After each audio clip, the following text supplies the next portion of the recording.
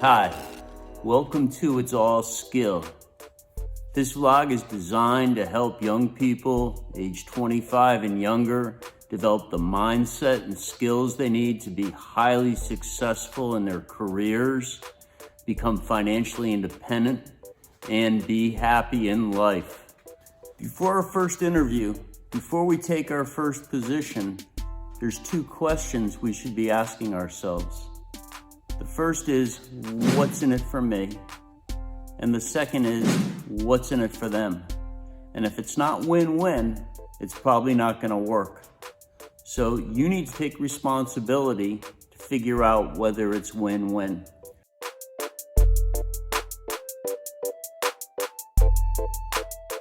Let's start with what they're looking for. What is every employer looking for? Just about every employer that you're ever going to work for has one major overall riding goal, and that's to make money. It's just that simple. When they hire you, their goal is for you to contribute in some way to providing the services or manufacturing the product or in some way participating in the company goal of producing something that will drive profit for them. So if you have the skills to be able to drive a lot of profit for them, that sets you up to be a highly valued employee, and that sets you up to make more money.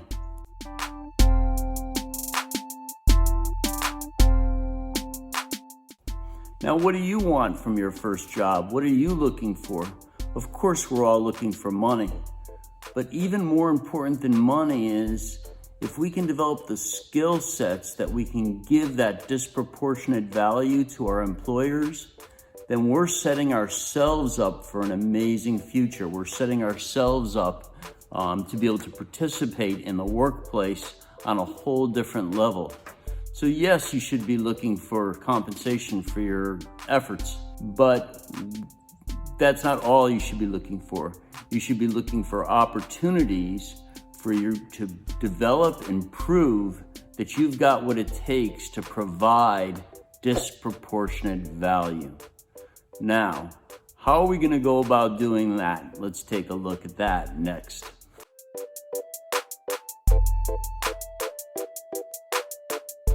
So to distinguish ourselves in the workplace, we need to be able to add a disproportionate amount of value. We need to be able to give our employer results, a lot of results. So our first question should be, when we're approaching any position, any employment, is what is the result that they're looking for in that position? Let's break that down a little bit. So for example, I use this silly little example all the time, but it works. You're applying to deliver pizzas. You're applying for a position that delivers pizzas. Is the real goal, is the result to get the pizzas delivered? Well, yes, in part, that is part of the result that they're looking for, but they may or may not know it. Another part of the result that they're looking for is for the customers to be happy so they keep reordering pizzas, so they keep coming back to that pizzeria. So by asking that question, not just of your employer, but of yourself too, you can begin to devise and understand what the whole goal is, what the whole result is that they're looking for. And then, step two, we can begin to ask the question, how can I contribute to making that result a lot better? And if we can make that a lot better, then we can improve the results for our employer, and we start to develop the skills that we get to be known as a participant, as a player that makes it happen, that gives them way more than what they were looking for.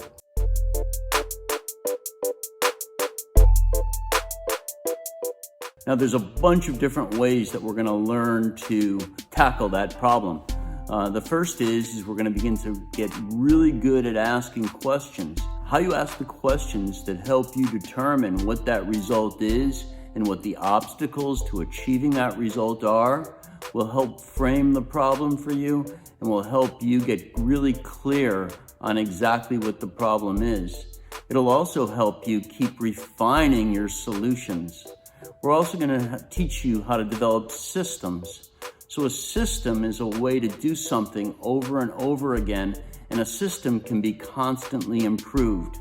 A simple example is a checklist. If you are leaving the pizzeria every day and sometimes you forget something, you could have a simple checklist that you could look at and make sure that you've got everything you need when you leave their restaurant, their facility.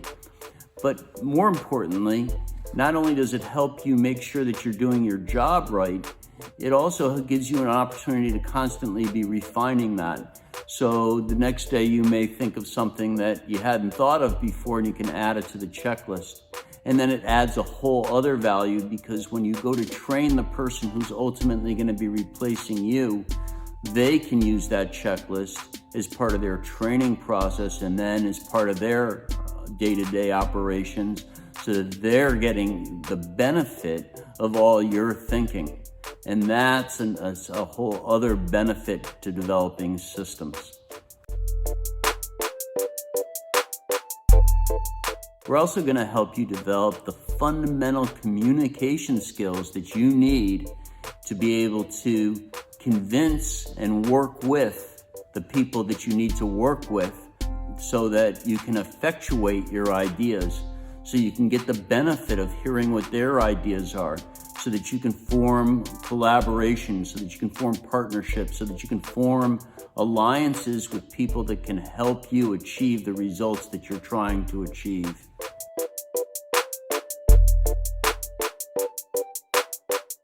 And finally, we're going to teach you how to begin mastering your own emotions. Your emotions drive a huge percentage of your behavior, and you're probably not even aware of it. So we're going to teach you these skill sets that you need to begin to recognize when your emotions are actually dictating your behavior and when you think maybe they shouldn't be, and develop the ability to begin to work with your emotions so that you remain more in control and don't allow their sometimes irrational fears and suspicions to drive your behavior. And in the course of learning that, at the same time, you're going to be learning how to work with everybody else, with your fellow human beings, because we all have emotions and everybody's bound up in them. So the more you learn about yourself, you'll be in turn learning about other people, and that will give you a tremendous edge, both personally and in the workplace. There are a couple other notes that I think we should mention in the first episode. Nobody can get anything done without effort and fire. So I can teach you a lot of skills. I can teach you some mindsets that are incredibly powerful. But if you don't push it, if you don't have the fire, if you won't drive it, it's probably not going to happen. I would go so far as to say it's just not going to happen. So that has to come from you. I can teach you the lessons, but that fire, that drive has got to come from you.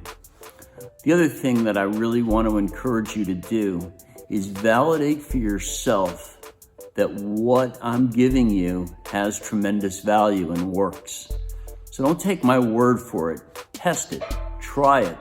If you can't see what your teacher is teaching you has value for you, it probably doesn't have any value for you. So hold me to that very, very high standard. Show me that you can apply it, and if you can't apply it, you need to make notes in each one of these episodes so that I can help you address those things. It's okay to say, I can't see how it works. I don't understand how it would apply to my position, or I don't understand how it would apply to me. And by asking that, openly asking that question, maybe you can get some insights. Maybe I can help you bend it so that you can use it.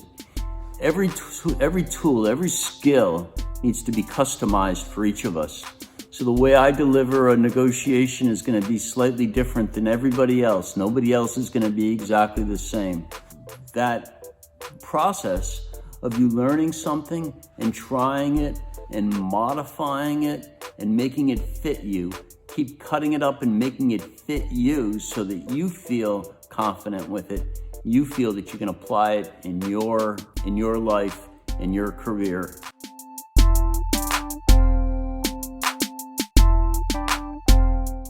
And there's one last thing, and then we'll get into our first lesson now that you've seen this overview. Last thing is, it's critical that you have a mindset that everything you learn, every skill that you get might be a great skill, but you can always be refining it. You can always be making it better. That's one of the qualities that people that are highly successful have. They're satisfied with what they've achieved, but they're unsatisfied. There's always a thirst. There's always a desire to try to make it a little bit better, make it work a little bit better, make it a little more effective. So you need to nurture that desire in you to not only learn these lessons, but refine them. Make them better than what I'm giving you. Make them work for you better than they ever worked for me. By doing that, you'll be really helping yourself catapult your career and your life. See you in the next episode.